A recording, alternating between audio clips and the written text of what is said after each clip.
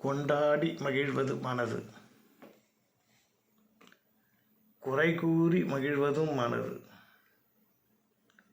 நிறைவதை பெற்றால் துள்ளி குதிப்பது மனது, இல்லாமை கண்டால் ஒடுங்கி நிற்பதும் மனது. இப்படி எல்லாமே மனதை சார்ந்ததாகவே இருக்கிறது.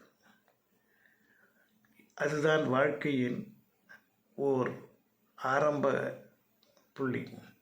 அந்த ஆரம்ப புள்ளியிலே நாம் எதை செய்ய வேண்டும், ஆரம்ப புள்ளியை எப்படி பலப்படுத்த வேண்டும் என்பதற்கு பக்தி ஒரு மார்க்கம்.